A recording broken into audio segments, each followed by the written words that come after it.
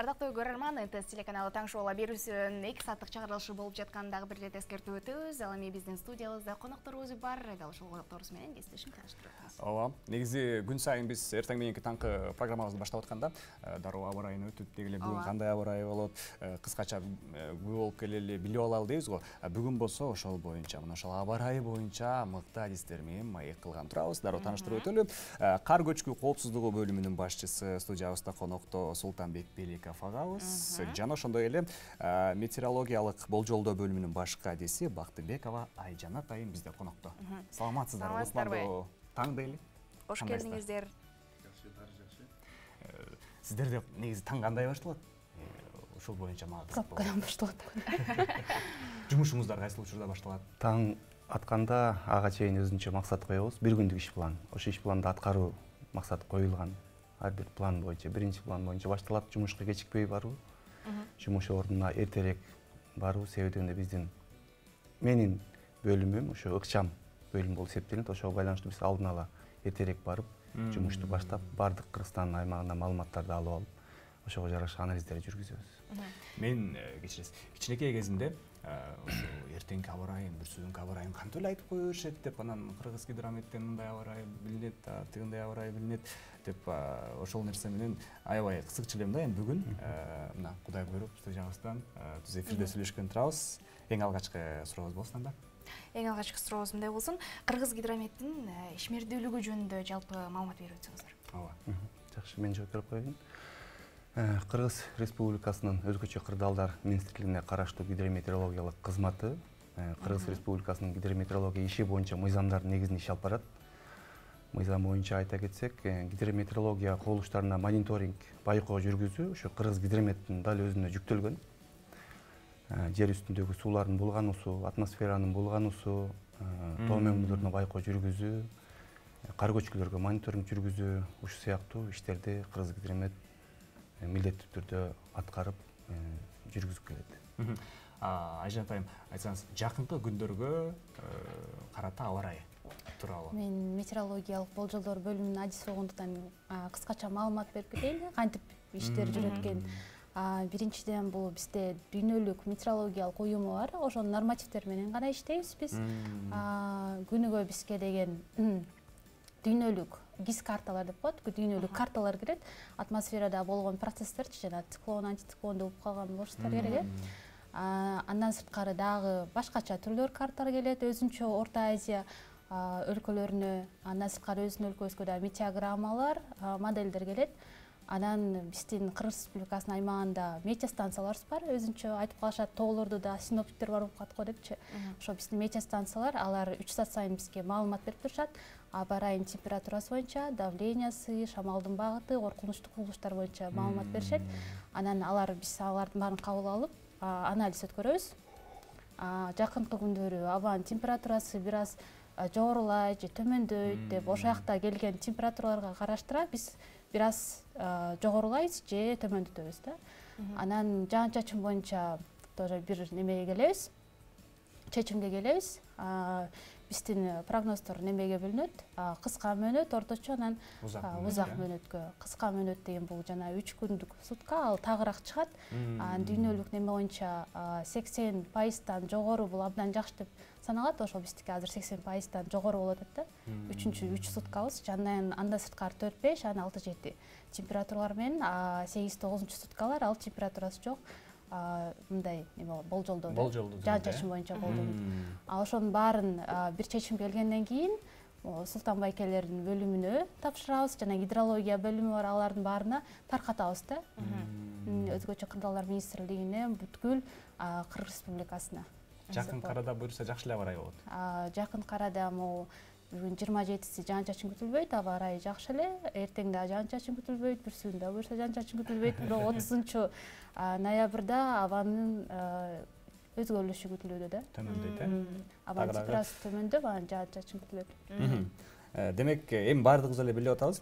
Баягы азыр кыш бүтүп жаз келе атса го, башка нерселер тууралуу сүйлөшөт элек, бирок азыр күз бүтүп кыш келип атат. Демек, кар көчкү коркунучтары дегеле мунун алдын алуу боюнча, ошол боюнча дагы кененирээк сөз кылалы. Келиңиз, Кыргыз Гидрометтин бул глицологиялык жана кар көчкү башкармалыгынын негизги иш багыттары тууралуу сөз баштайлы. Биздин башкармалык негизги иш багыттары бул жогоруда өзүңүз айтып кеткендей кар көчкүгө мониторинг жүргүзүү, өз убагында кар көчкү коркунучу боюнча шашылыш билдирүүлөр түзүү, аны тийиштүү тармактарга жана массалык маалымат каражаттарына таркатуу, кар көчкүнү мажбурлап түшүрүү иш-чараларын уюштуруу, анын коопсуздугун камсыз кылуу жана тоо мөңгүлөрүнө мониторинг жүргүзүү негизги иш багыттар болуп эсептелинет. Шашылыш билдирүүлөр кайсы учурда түзүлөт негизи? Шашылыш билдирүүлөрү ошол аймакта ошол чекте дейбизби, кар көчкү коркунучу деңгээли өтө жогору болгон учурда шашылыш билдирүүлөрү түзүлүп, алдын ала өзгөчө кырдаалдар министрлигинин түзүмдөрүнө массалык маалымат каражаттары аркылуу калкка таркатылып билдирүү жасалат. Ошого жараша алдын ала өзгөчө кырдаалдар министрлигинин бөлүмдөрү, башкармалыктары алдын алуу иштерин аткарышат. Ушул жерден кыска суроо болсунчу, массалык маалымат каражаттарына кандай түрдө кетиресиздерби? Эл аралык массалык маалымат каражаттары Кыргызстандын ичиндеги дегиле? Биздин божомолдуулар Кыргызстандын ичиндеги массалык маалымат каражаттарына жеткизилет. Ошондой эле жай турмушта жашап аткан калкка ошо уюлдук телефонуна чейин жеткизилет. Эми шашылыш билдирүүнүн мазмуну мындай болот. 2023-жылдын мисалы эртең бүрсү күнү кар көчкү коркунучу бар болуп калган учурда биз кар көчкү боюнча шашылыш билдирүү таркатабыз. Анын мазмунунда 2023-жылдын 28 ноябрынан 29 ноябрына чейин күтүлүп жаткан жаан-чачынга, болбосо жаап өткөн жаан-чачынга байланыштуу Кыргызстандын тоолуу райондорунда негизги автоунаа жолдор деп туруп, ошолордун ар бир тилкелерин көрсөтөбүз. Бишкек-Ош автоунаа жолунун 121-138 чакырымы, болсо Каракол-Эңилчек Чоң Ашу ашуусу 45 чакырымдан 90 чакырым аралыгында деп ушу так локалдык жана фондук түрдө биз божомолдуулорду түзүп анан таркатабыз. Биз тайзым болушубуз керек. Ооба, дал ушул кар көчкү кызматы негизи эле Кыргызстанда качан түзүлгөн жана буга кандай иш-чаралар жүргүзүлөт? Кыргызстанда кар көчкү кызматы 1958-жылы түзүлгөн.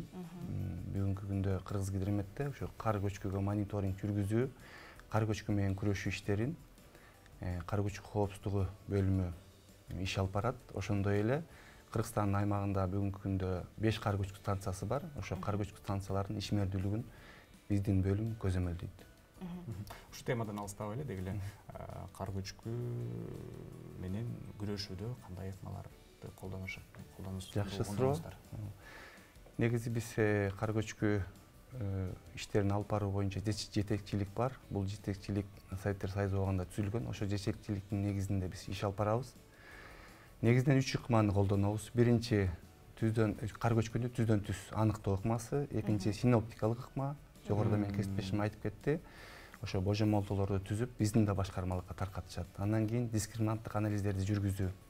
Түздөн түз божомол аныктоо ыкмасы бул жогоруда айтып өткөн 5 кар көчкү станциясынан ошо кардын абалы, туруктуулугу, жабышкактык коэффициенти, бийиктиги боюнча жана ошол аймактагы метеорологиялык кубулуштар боюнча маалыматтар келип түшөт. Ошолорду карап эле биз анализ жүргүзөбүз. Андан сырткары күтүлүп жаткан аба ырайын карайбыз. Синоптикалык процесстер бар. Ар бир синоптикалык процесс ар кандай метеорологиялык кубулуштарды алып келет да. Бир синоптикалык процесс жаан-чачынды аябай катуу жаашын алып келсе, экинчиси күндүн суук болушун алып келет. Ал эми кар аябай өзгөргүч касиетке ээ. Ошо абанын температурасынын таасиринен, жаан-чачын таасиринен, шамалдан ошо кар көчкүлөр пайда болуп, кардын структурасы, жабышкактык коэффициенти өзгөрүп, ошо кар катмарында баягы жай турмушта жашап жүргөн адамдар билбесе керек, өзүнчө метаморфизм процесси жүрүп турат да, өзгөрүп турат. Кристаллдар ар кандай размерге да өзгөрөт. Негизи эле быйыл кыш кеч келатат деген сөздөр болуп атпайбы? Ушул 2023-жылы дал ушул кыштын мезгилинин кечирээк келип жаткандыгына жөнүндө айтып өтсөңүз. 2023-2024 кыш мезгили быйыл кеч келип жатат деп баягы калк деле айтып атышат. Негизи чынында эле көпчүлүк нормага салыштырмалуу туруктуу кар катмарынын пайда болушу төмөнүрөөк болуп атат да, кечирээк.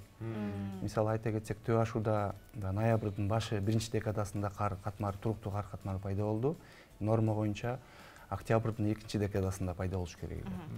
Чаткал метео станциясына стационардык площадкада 10 ноябрда пайда болуш керек эле, бүгүнкү күндө жок. Суу самыр метео станциясына дагы ошол метео площадка турган жерде пайда болду элек. Бирок жалпылап айтканда 2000 метрден деңиз деңгээлинен жогору азыр кар бар. Биздерге келип түшкөн маалыматтар боюнча 2000 метрден ошо 3,5 метр бийиктикке чейин, 4000 метр бийиктикке чейин 5-6 сантиметрден 70, кээ бир жерлерде 80 сантиметрге чейин кар азыр пайда болгон. Кар көчкү азыр бир аз да айланып келеди. Айжан атайым, айтсаңыз, деги эле климаттын өзгөрүлүшү боюнча маалымат алсак болобу? Азыр деген климаттын өзгөрүшү бул деген 30 жыл мурунку данныйлар, эң максималдуу температура жана минималдуу температуралар боюнча бир аз орточо күнүгө биз орточо температураны чыгарабыз, эң минималдуу менен максималдын ортосу. Ошол деген күнүгө бизде бир аз жогору болуп келет. Кээ бир күндөрү төмөн болот, кээ бир күндөрү норманын чегинде болот. Бул отчет боюнча биз бир ай полностью бүткөндөн кийин ошол отчетту беребиз. Бул ай деген мынча градуска жогору болду, же төмөн болду, же норманын чегинде болду деп. Бирок кар жаашка азыркы немеде абанын температурасы бир аз жогору болуп атат. 0 градустан төмөн болуш керек болчу. Түнкүсүн кар күтсөк, бирок жаан-чачын жок да ал күнүчү. Может кар жамак дейбиз да, бирок жаан-чачын жок байланышка кар жайлык. Ушул эле климаттын өзгөрүшү мөңгүлөрдүн ээрүүсүнө тийгизген таасири боюнча жакшы, абдан кызыктуу суроо бердиңиз. Бүгүнкү күндө Кыргызстан ушу климаттын өзгөрүшү шарттын алдында эң аярлуу мамлекеттердин бири болуп эсептелинет. Кыргызстандын энергетикасы, айыл чарбасы ушу биздин мөңгүлөрдөн агып чыккан сууларга абдан көз каранды да.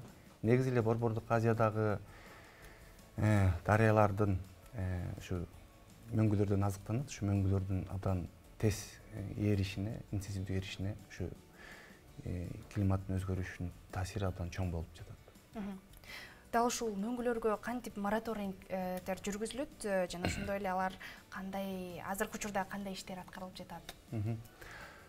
Мөңгүлөргө мониторинг жүргүзүү, мөңгүлөрдү канткенде сактап калабыз деген уруан менен биздин министрлик, өзгөчө кырдаалдар министрлиги, ага караштуу гидрометеорология кызматы, биздин өкмөт башчысы дагы чоң олуттуу иштерди алып барып жатат. Өзүңүздөргө маалым болгондой, үстү жылдын 19 сентябрында биздин өлкө башчыбыз Америка Кошмо Штатына барып, Бириккен Улуттар Уюмунун 78 сессиясында, башкы ассамблеясында өзүнүн баяндоосун жасады. Ошо баяндоодо дагы туруктуу өнүгүүнүн максаттары боюнча, климаттын өзгөрүшү боюнча, тоо жана ушу мөңгүлөр боюнча өзүнүн баяндамасын жасап кетти.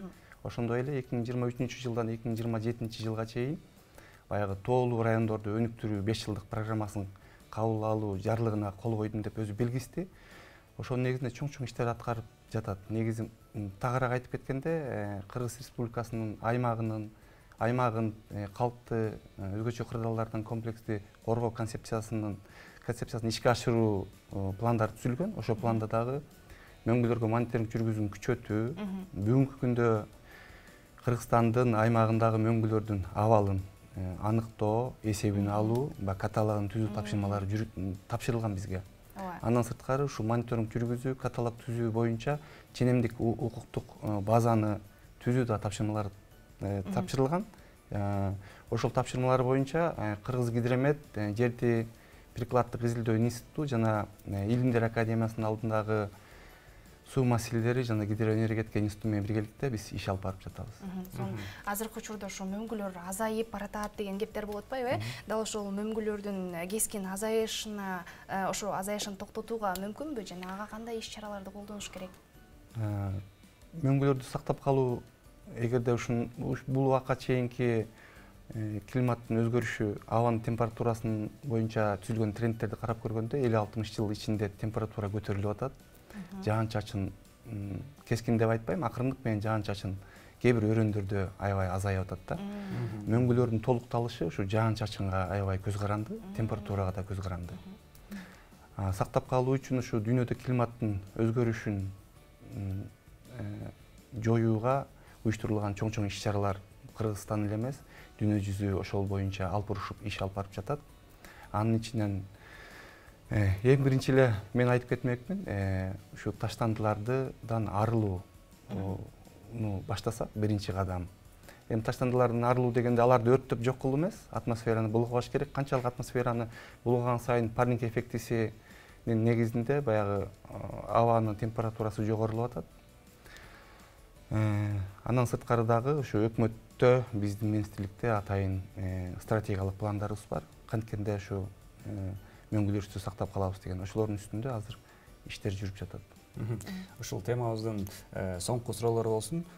Деги эле Кыргызстанды, биздин мамлекетти, башка мамлекеттин инсандары Борбор Азиянын Швейцариясы деп аябай таң калуу менен айтып келишет. Деги эле эми мындай чоң, эми бизде андай Кудай сактасын көйгөй жаралбай эле койсун, бирок суу маселесине келели. Ушу суу маселесинин багы тартыштыгы. Суу маселеси, суунун тартыштыгы бул чоң глобалдуу маселе. Кыргызстан эмес, Борбордук Азия эмес, дүйнө жүзүндө глобалдык маселе. Таза суунун башаты бул мөңгү. Ошон үчүн мөңгүлөргө мониторинг жүргүзүүнү күчөттүү тапшырмалар ошон үчүн коюлуп жатат. Мөңгүлөрүбүздү канткенде сактап калабыз, суунун тартыштыгына кандай адаптациялануу иш-чараларын жүргүзөбүз. Адаптациялануу потенциалын кантип жогорулатабыз. Ошол мөңгүлөрдөн агып чыккан таза сууларды колдонуп жаткан төмөнкү аймакта адаптацияланууну башташ керекпи же жогорку ошол суу жаралып жаткан аймакта адаптацияланууну башташ керекпи деген чоң суроолор бар, тартыштар бар. Менин жеке пикирим ошо адаптациялоону төмөн жактан башташ керек. Себеби дегенде Кыргызстанга бир да суу дарыя агып кирбейт. Кыргызстандан толугу менен суулар агып гана чыгып турат. Бизден агып чыккан сууну кошуна мамлекеттер 40%, 30%, 50%-на чейин колдонушат. Өзүбүз 10-15% чейин колдонобуз да негизи.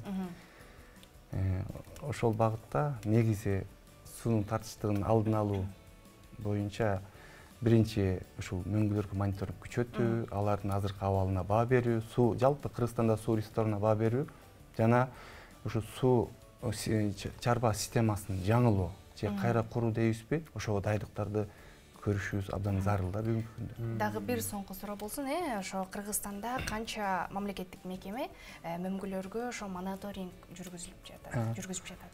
Кыргызстанда негизи 3 ишкана мөңгүлөргө мониторинг жүргүзөт. Бул биз Кыргызгидромет, жерди прикладдык изилдөө институту жана Илимдер академиясынын алдындагы суу маселелери жана гидроэнергетика институту. Ушу 3 мекеме мониторинг жүргүзөбүз. Бирок биз Кыргызгидрометте кыскача маалымат айтып кетейин. Сайттер сайыз убагында абдан күчтүү башкармалык болгон.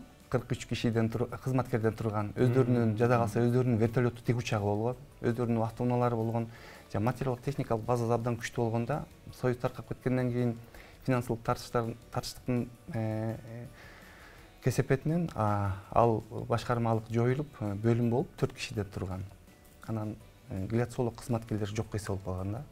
2015-жылдан баштап бүткүл дүйнөлүк мөңгүлөргө байкоо жүргүзүү борбору бар, Швейцария мамлекетинин Цюрих шаарында. Ошолордун колдоосу менен ушу Кыргызгидромет жана жерди прикладдык изилдөө институтунун кызматкерлери биргелешип окуулардан өтүп, азыркы учурда 5 мөңгүгө байкоо жүргүзүп келатабыз биргеликте. Абрамова, Голубина, 354, Батыс Өк. Андан сырткары Кыргызгидромет 2019-жылы өз алдынча ушу мөңгүлөргө байкоо жүргүзүү ишин жаңылап, өз алдынча иштөөгө өттүк, жакшы жаңылык. Мөңгүнүн динамикасынын өзгөрүшү, массалык балансын эсептөө, мөңгүнүн баягы тилинин тартылышы, бардык гиляциологиялык кубулуштар боюнча өзүнчө отчетторду түзүп, жакшы жетишерлик отчетторду түзүп, жыйынтыктарды чыгарып атабыз. Ошол эле мезгилде Финляндия мамлекети дагы бизге жардам берип, Түрген Аксу деген мөңгүнү дагы 2019-жылдан баштап массалык балансын эсептеп, жалпы эле ошол Жыргалаң суусунун куймасы Түрген Аксу дарыясынын алабындагы мөңгүлөрдүн жалпы өзгөрүшү боюнча дагы инвентаризация жүргүзүп, ар бир мөңгүлөр кандай өзгөрүп жатат, ошол репрезентативдүү мөңгү деп Түрген Аксуну алганбыз. Ошонун өзгөрүшү боюнча калган мөңгүлөргө чачып, ошолорго божомолдорду түзгөнгө шарт түзүлдү да. Эми болсо соңку суроолорубуздун бири Айжан атайым болсун. Деги эле Кыргызгидрометтин багы эң чоң жумушу болуп, эмне эсептелинет? Бул биринчиден бул болжолдоо, алдын ала билүү. алдын ала туура так билүү, ошол так билүүнү баарына таркатып берүү болду. Бул Кыргыз Республикасынын аймагына. Анан ошол биз ошентип баарын алдын ала билгенден кийин биздин кесиптештерге баарын таркатканда алар калган ойлонушат да, мындай эмне коркунучтар бар, өңгүлөргө жаңы эле айтып кеттик, кар көчкүгө, жанагы суу маселеси боюнча баарына ошо алдын ала эмесин билиш, так билүү да биз эң чоң жумушубузчу. Анан сиздерге аябай кызыктуу болсо, биздин станциялар, биздин социалдык тармагыбызда, жанагы Instagram баракчабызда азыр активдүү колдонуп баштадык. Активдүү ошол жака биздин станция боюнча биздин өзүнчө бөлүмдөр эмне иш алып барат, ошол жөнүндө киргизип баштадык. Ошол жактан демек Кыргызгидрометтин социалдык тармактары ошол Instagram баракчасына баш багып биз көптөгөн маалыматтарга ээ болуп турсак болот экен, Акырында биз киргизип баштадык да азыр. Келиңиздер эми сиздерге эркин микрофон суналып, биздин көрөрмандар эмнеге даяр болуш керек, эмнеден бир аз сактанып жүрүш керек, ошол боюнча өзүңүздөрдүн сунушуңуздарды. Мен айта берейин анда. Мен ушу түз эфирден пайдаланып, жалпы Кыргыз элине, Кыргызстан жашоочуларына айтып кетмекчимин. Сууну сарамжалдуу пайдаланууга убакыт келип жетти. Ал эми ар бир үйдө ошол крандагы сууну жөн эле агызып койгондон баштап, ошол тазалыкты кармоо, тазалыкты сактоону, таштандыларды оңго солго таштоону чакырат элем түз эфирден пайдаланып. Эгерде жаратылышты көздүн карегиндей сактасак, тазалыкты сактасак, сууну сарамжалдуу пайдалансак, ушу жогоруда айтып турган чоң маселелерди чечүүдө бир чоң бир салым кошобуз да. Рахмат. Сиздин чакырууңуз деп коеюн. Ошо Султан байке айтып кеткендей, жаратылышты биринчи очередь сакта. Азыр аябай чоң глобалдуу проблемалар деп айтсак болот, биздин жаратылыш боюнчачы. Бул климаттын өзгөрүлүшү, эгерде биз шашылыш билдирүү таркатсак, жолго чыккандан абайлаңыздар деп ошону угуу да. Анткени кээ бирлер шашып атып эле болбойт деп жолго чыгып алгандар кандай неме абалга түшүп калышат. Ошо